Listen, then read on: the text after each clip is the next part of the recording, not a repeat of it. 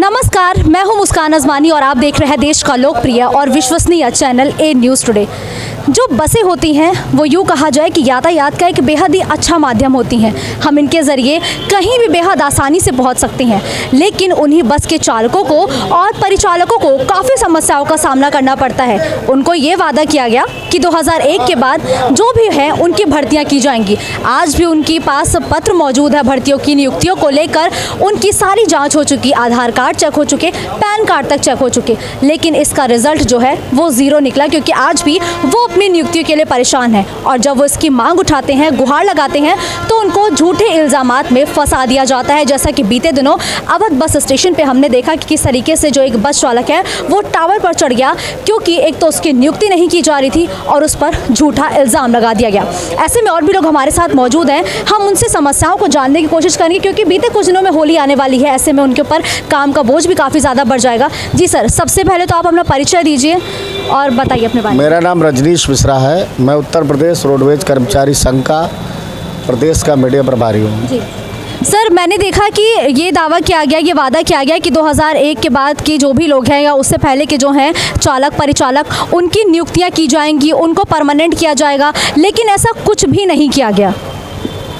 Ma'am, कुछ विभागों में ये आदेश जब जारी हुआ था तो उसके बाद से कुछ विभागों में, जैसे जल निगम है, अन्य विभागों में इसका इम्प्लीमेंटेशन हुआ और वहाँ के कर्मचारियों को नियमित कर दिया गया। उत्तर प्रदेश राज्य सड़क परिवहन निगम में जो 2001 तक के संविदा कर्मचारी थे, उनके नियमितीकरण की बात शासन स्तर पर लंबित है। लगातार हमारा संगठन भी इसके लिए लगातार प्रयासरत है। प्रांतीय अध्यक्ष राकेश सिंह जी और महामंत्री आदरणीय रमाकांत सचान जी के नेतृत्व में हम लोगों ने काफ़ी प्रयास किए हैं। सरकार के पास में 3 बार लिस्टें बन चुकी हैं, 3-4 बार इसकी। हम भी चाहते हैं कि ऐसे हमारे तमाम साथी कर्मचारी हैं जिन्होंने 20 साल कम से कम इस परिवहन निगम को अपने दे दिए। यहाँ आप समझ लीजिए जवानी में आए थे और बुढ़े हो गए हैं। हम चाहते हैं, ये हमारी आपके चैनल के माध्यम से सरकार से मांग है और कि कम से कम इतना तो करे कि रिटायरमेंट होने के टाइम में कम से कम वो कर्मचारी सम्मानजनक तरीके से यहाँ से विदा हो सके। उसे ये एहसास हो कि हम भी परिवहन निगम के कर्मचारी थे, हमने सेवा दी, तो जो सेवानिवृत्ति का टाइम आया तो हमें कम से कम सम्मान तो परिवहन निगम को मिला। तो सरकार की अब मुझसे ये अपील है कि सरकार इस विषय पर ध्यान दे।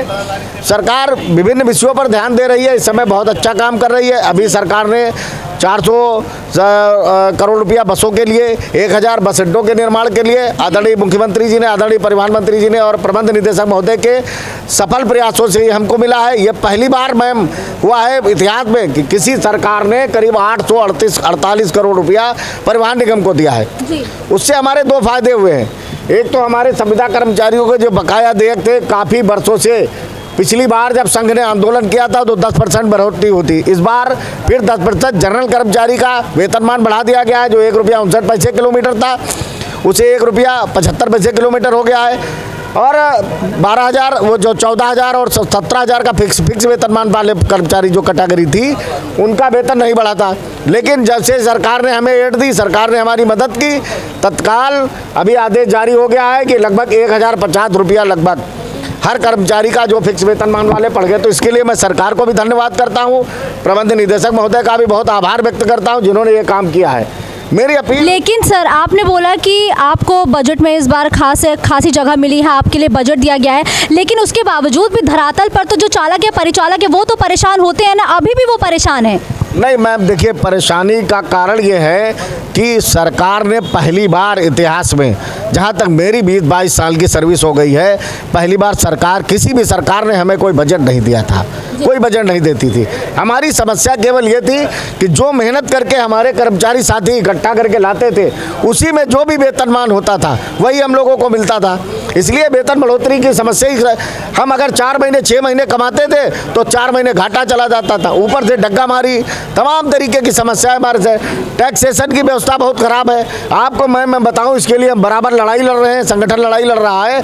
अगर कोई प्राइवेट बस ऑपरेटर नई बस बनाता है तो उससे 450 रुपया प्रति बस पर सीट लिया जा रहा। आप समझिए 350 से 450 रुपया। और अगर परिवहन निगम कोई अपनी नई बस उतारता है सड़क के ऊपर, जबकि हम जनता के हित के लिए, आपने देखा कोरोना काल में जब सारे लोग बंद हो गए थे, केवल यही परिवहन निगम के सिपाही, यही चालक परिचालक काम कर रहे थे। हमने अपनी जान की परवाह नहीं की, हमने जान की बाजी लगा दी। मैं धन्यवाद करूंगा कि मुख्यमंत्री जी ने हमें संकट का साथी घोषित किया, कहा कि परिवहन निगम के कर्मचारियों ने बहुत अच्छा काम किया है। लेकिन समस्या ये है, मूलभूत है कि ये संकट के साथी हैं, अच्छा काम कर रहे हैं। सरकार से मेरी यही अपील है कि हमें सरकार कम से कम इन संविदा कर्मचारियों के लिए, विशेषकर 2001 तक के ही, सब नई सरकार के बाद व्यवस्था है तो 2001 तक के जो संविदा कर्मचारी हैं और मृतक आश्रित के जो लोग हैं उनको तत्काल नियमित करने का काम करें, जिससे कि कर्मचारियों में एक भावना पैदा हो। सरकार, मुख्यमंत्री जी ने जो पैसा दिया है, जो बजट में हमारा प्रावधान किया, उससे कर्मचारियों में भावना पैदा हुई है। आदरणीय मुख्यमंत्री जी के लिए, परिवहन मंत्री जी के, प्रबंध निदेशक महोदय के लग रहा है कि हमारा भविष्य सुरक्षित है और हमारे लिए सरकार कुछ करेगी। लेकिन सर, अक्सर परिवहन विभाग पर ये इल्ज़ाम लगाए जाते हैं कि उनकी वजह से सड़कों पर जाम लग जाता है, डग्गा मार बसें संचालित होती हैं, तो घुमा फिरा करके जो गलती होती है वो चालकों की या आपके एसोसिएशन की निकाल दी जाती है। इस पर क्या बोलेंगे? मैं एक बात कहूँगा, एक रोड फिक्स कर दीजिए हमारे लिए। जैसे ये अमीनाबाद आप देख रही हैं, जहाँ बस स्टैंड पर खड़ी हुई है, अमीनाबाद का चौराहा है। इस चौराहे से लेकर और आगे कचेरी का चकबस चौराहा है। उस चौराहे से आप यहाँ जो बैटरी रिक्शा चल रहे हैं, एक बार मैम 3 दिन के लिए बैटरी रिक्शा को प्रतिबंधित करा दीजिए कि ये यहाँ नो मैंस लैंड होगा, यहाँ नहीं चलेंगे, केवल बसें गुजरेगी। अगर जाम लग जाए तो मैं ये दावा करता हूँ, एक मान्यता प्राप्त संगठन के कर्मचारी होने के नाते, शासन प्रशासन से, माननीय जिलाधिकारी महोदय से और पुलिस कमिश्नर महोदय से, ये केवल इतना रूट बंद करके दिखा दें। मैं एक छोटी सी बात बता दूं, ये सड़क देख रही है 30 मीटर की इस समय दिख रही है आपको, और जैसे ही रात्रि में 11 बजता है ये सड़क 60 मीटर की हो जाती है। रात में आप आइए, ये सड़क, इसमें कोई जादू तो है नहीं, ये सड़क बढ़ती क्यों है? यही है ना कि इंक्रोचमेंट शासन ने कर रखा है। जितना ये फेल्योर मेरा नहीं है, हमारी बसें जाम नहीं लगा रहे, हम तो जो आदेश कर देंगे अपने बस के चालक परिचालक को, उसको पालन वो करेंगे, उन्हें करना पड़ेगा, चाहे वो मन में करे चाहे मजबूरी में करे। लेकिन समस्या ये है, बैटरी रिक्शा आप देखिए पूरे गेट को बंद करके रखा है इन लोगों ने। सर, बीते दिनों जैसे कि अवध बस स्टॉप पर एक बस चालक टावर पे चढ़ गया अपनी मांगों को लेकर, क्योंकि उस पर झूठे इल्जाम लगाए जा रहे थे डीजल चोरी के। इस पर आप क्या कुछ कहेंगे? ये इंटरनल व्यवस्था है हमारे प्रशासन की और हमारे परिवहन निगम की। उस चालक की जो समस्याएं थी, इसका मेन मोटिव यह है कि मैम, जिस डिपो का, वो नरोरा डिपो का चालक है, जैसा हम लोगों के संज्ञान में आया है, अलीगढ़ क्षेत्र का मामला था। ये लोकल स्तर का, डिपो स्तर का मामला था। वहाँ के सहायक क्षेत्रीय प्रबंधक को इस बात को देखना चाहिए था, और अगर वो नहीं इसको हल कर पा रहे थे तो वहाँ के सम्मानित क्षेत्रीय प्रबंधक महोदय को इस बात को देखना पड़ेगा। ये उनका फेल्योर है कि एक 300-400 किलोमीटर दूर का कर्मचारी, उसके साथ में न्याय उन्होंने नहीं दिया, तब वो आके यहाँ उसने इसके घटना की, इससे परिवहन निगम की छवि खराब हुई है। और आदरणीय प्रबंध निदेशक महोदय इसके लिए उन्होंने उसको रोक रखा है, सख्त जांच कर रहे हैं। प्रबंध निदेशक महोदय बहुत सख्त है और ईमानदारी से इसमें कठोर कार्रवाई होगी। जो लोग इसमें दोषी पाए जाएंगे उनके खिलाफ सख्त कार्रवाई होगी। बिल्कुल, तो ऐसे में और भी बस चालक और परिचालक हमारे साथ मौजूद है, उनसे भी उनकी परेशानियों को जानना बेहद ज़रूरी है, क्योंकि जाहिर सी बात है कि अगर उन्होंने कोरोना काल में लोगों को सेवाएं दी और वो लोगों को लगातार सेवाएं दे रहे हैं तो हम उनसे उनकी भी परेशानियों को समझते हैं। सर, आप लोगों ने कोरोना काल में जी जान से काम किया, ना अपनी जान की चिंता की, लेकिन उसके बावजूद भी आज तक आप लोग परेशान हैं। सरकार से क्या मांग करेंगे आप? सरकार से मांग यही है कि हम लोगों को नियमितीकरण समायोजित किया जाए अंदर, जो इतने दिन से सेवा करें, जिनकी 10 साल 5 साल कार्य करते हो गया है, उन सभी कर्मचारियों को नियमित किया जाए जी।